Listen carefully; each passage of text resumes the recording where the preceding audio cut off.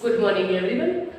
ધોરણ 7 ની અંદર અગાઉ આપણે પ્રોનાઉન્સ અને હેવ હેઝ વિશે સમજી ગયા. આજે આપણે ધેર ઇઝ અને ધેર આર નો અભ્યાસ કરીશું. ધેર ઇઝ અને ધેર આર શું છે? તો ધેર ઇઝ એ ચોક્કસ કોઈ વસ્તુ, વ્યક્તિ, પ્રાણીનું સ્થાન નિર્દેશ કે ક્યાં છે તે વસ્તુ જાણવી હોય, કોઈ જગ્યાએ દૂર હોય કે આ તે, તો એ વસ્તુ જાણવી હોય ત્યારે આપણે ધેરનો ઉપયોગ કરીએ છીએ. હવે ધેર એક અનિશ્ચિત કે ધેરનો અંગ્રેજી ભાષામાં વાક્યની શરૂઆતમાં જ્યારે મુકાય છે તો ઘણીવાર તેને વાક્યની શરૂઆતમાં મૂકવામાં આવે છે ત્યારે તેનો એવો કોઈ ખાસ અર્થ થતો નથી કે જ્યારે તેને વાક્યની શરૂઆતમાં મૂકીએ છીએ ત્યારે આ ધેરનો ખાસ કોઈ અર્થ થતો નથી. સામાન્ય ભાષામાં કહીએ તો ધેર એટલે ત્યાં, ત્યાં એટલે કોઈ દૂર કે હોય તો એ રીતે થતો હોય છે. હવે ચોક્કસ ધેરનો અર્થ એવો જણાવવામાં આવે છે કે કોઈ પણ ધેર ઇઝ, આ ઉપર લખ્યું છે ધેર ઇઝ અને નીચેનું જે છે ધેર આર. તો ધેર ઇઝ, આઈએસ ઇઝ આવ્યું એટલે તમને બધાને ખબર છે કે આ વસ્તુ છે કયા વચનની હશે? એક વચનની. Very good. તો કોઈ પણ એક જ વ્યક્તિ, એક વસ્તુ, પ્રાણી કે પક્ષી વગેરેનું સ્થાન, ચોક્કસ સ્થાન જાણવું હોય ત્યારે તમે ધેરનો ઉપયોગ કરીએ છીએ. એક જ વ્યક્તિ, વસ્તુ, બરાબર. હવે એ જ વ્યક્તિ, વસ્તુનું સ્થાન જાણીએ ત્યારે ધેરની સાથે ટુ બી ક્રિયાપદનું એક વચનનું રૂપ ઇઝ આવે છે. એક જ વ્યક્તિ હોય ત્યારે ઇઝ આવે છે. જ્યારે એક કરતાં વધુ, ધેર આર ટુમાં, કે એક કરતાં વધુ વ્યક્તિ, વસ્તુ, પ્રાણી કે પક્ષીનું સ્થાન જાણવું હોય, બતાવવું હોય ત્યારે આપણે ધેરનો ઉપયોગ કરીએ છીએ, એક કરતાં વધારે, અને તેની સાથે ટુ બી ક્રિયાપદનું રૂપ આર આવે છે. હવે આપણે એક્ઝામ્પલ જોઈએ કે અહીંયા મારે કાઉનું સ્થાન બતાવવું છે. જે નામ આપેલું છે જુઓ કે મેં તમને પહેલાં જ કીધું કે વાક્યની શરૂઆતમાં જ્યારે ધેર આવે ત્યારે ધેરનો અર્થ ફક્ત ત્યાં થાય છે, એને કોઈ ચોક્કસ સર્વનામ તરીકે ઓળખવામાં આવતું નથી. અહીંયા આપણે કાઉનું સ્થાન, કાર અને બુક્સનું સ્થાન જાણવાનું છે. તો હવે જુઓ, there are cows in the farm, કે ખેતરમાં ગાયો છે, એ રીતે કે ખેતરમાં ગાયો છે. તો અહીંયા જોઈ શકો છો તમે there are cows in the farm. જોઈ શકો છો આ in, on અને on.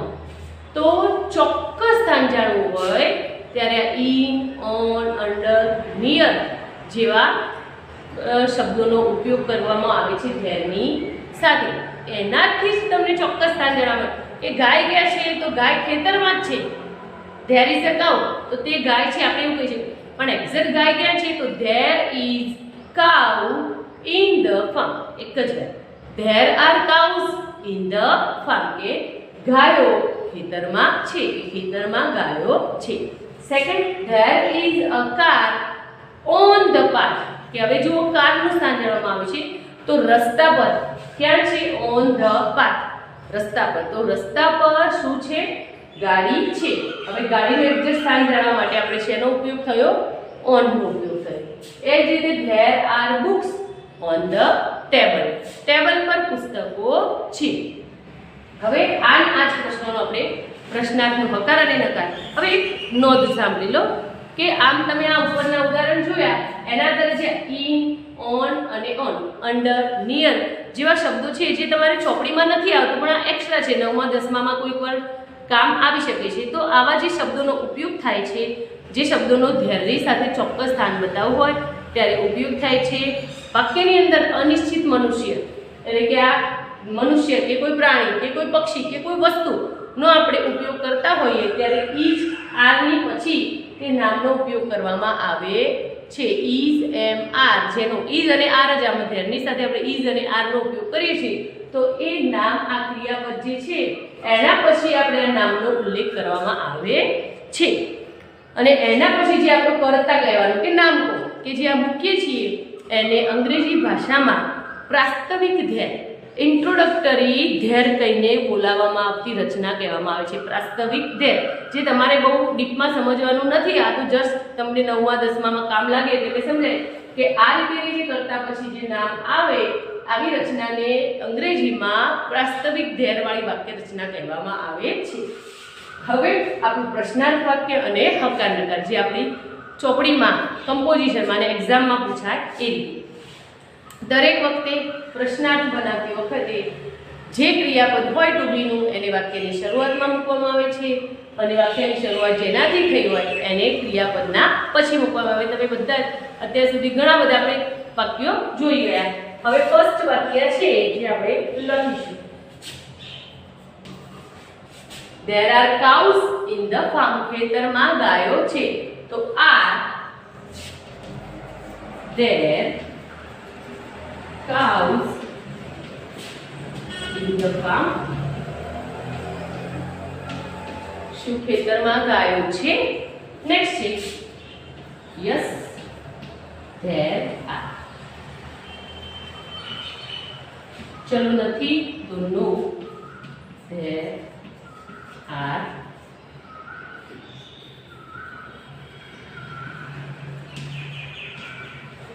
no. બરાબર.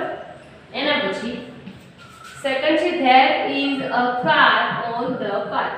રસ્તા પર ગાડી છે. તો is there a car on the path? શું રસ્તા પર ગાડી છે? is there a car on the path? શું રસ્તા પર ગાડી છે? ચલો છે તો yes there are. ચલો નથી તો no there are no.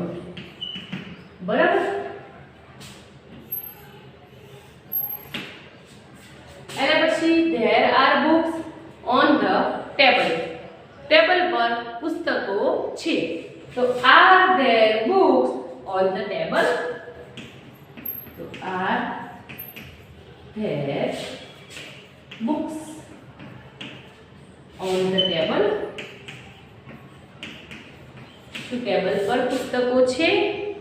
ચલો ટેબલ પર છે તો yes there are. ચલો નથી તો no there are not.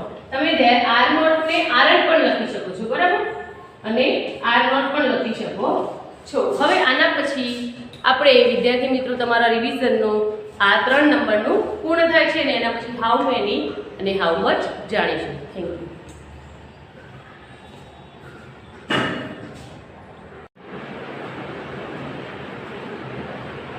હવે વિદ્યાર્થી મિત્રો આગળનું પોઈન્ટ હાઉ મેની અને હાઉ મચ.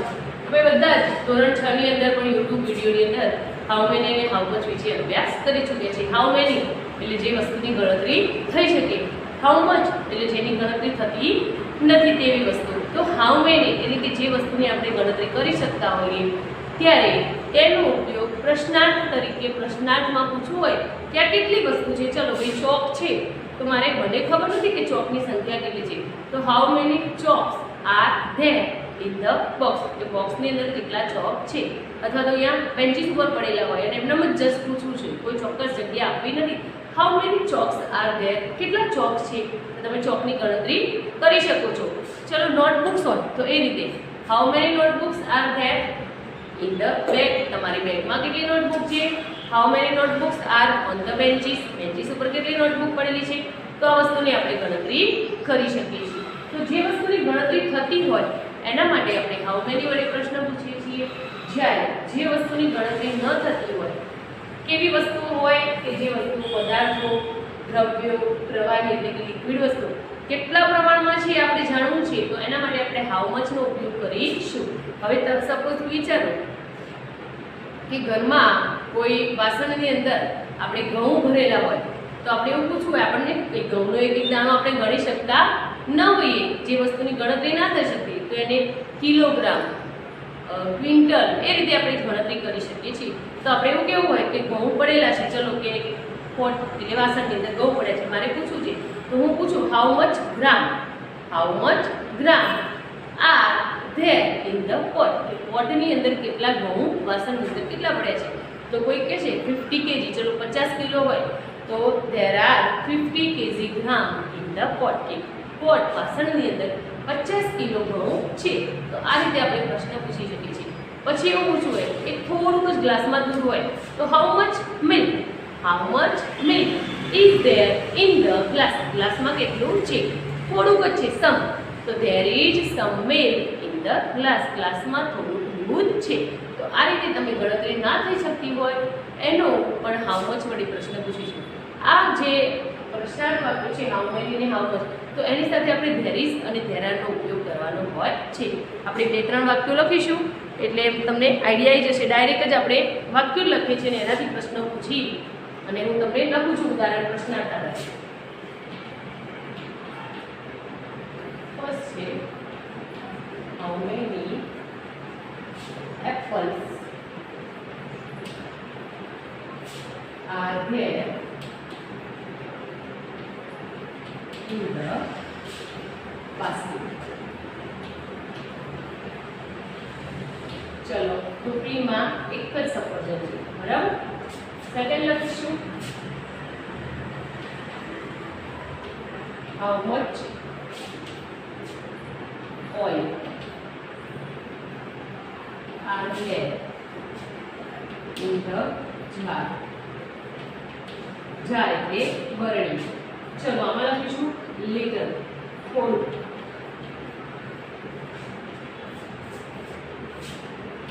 ચલો how many duster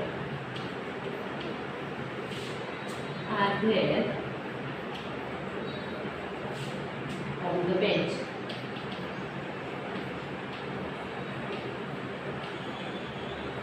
ચલો તમારી બેન્ચીસ ઉપર 3 ડસ્ટર પડેલા હોય તો આ રીતે. હવે અમે ક્વેશ્ચન લખ્યા છે એના આધારે તમારે કમ્પોઝિશનમાં પણ આ જ રીતે પૂછાશે. તમને ચિત્ર આપેલા છે અથવા તો કૌંસમાં વસ્તુ લખેલી હશે તો આપણે લખીશું. First how many apples are there in the basket. પ્રશ્નાર્થ ચિહ્ન. હવે બાસ્કેટમાં કેટલા સફરજન છે? સફરજન કેટલા છે? એક જ છે. તો અહીંયા મેં પ્રશ્નાર્થ શેના પૂછ્યું છે? Are there. વસ્તુ એક વચન છે તો આપણે આગળ જાણી ગયા. તો વસ્તુ એક વચન હોય તો શું વપરાશે? There is.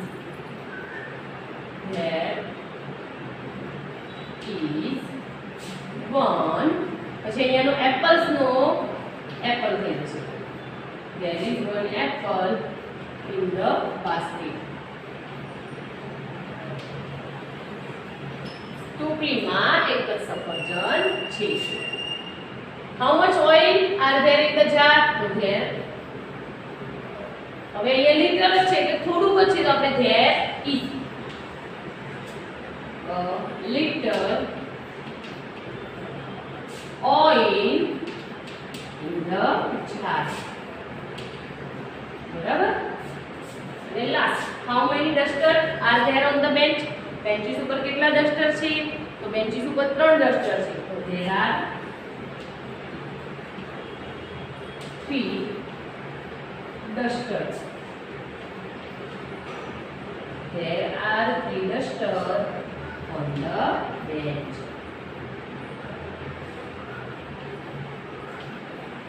હવે આના પછી આપણે એપોસ્ટ્રોફી એસ જાણી લઈશું અને પછી તમને અહીંયા તમારું રિવિઝનનું ચેપ્ટર પૂર્ણ થશે. એપોસ્ટ્રોફી એસ ધોરણ 8 માં પણ સેમ ટુ સેમ છે એટલે લિંક હું તમને એપોસ્ટ્રોફી એસ ની એ જ મોકલી દઈશ. Thank you.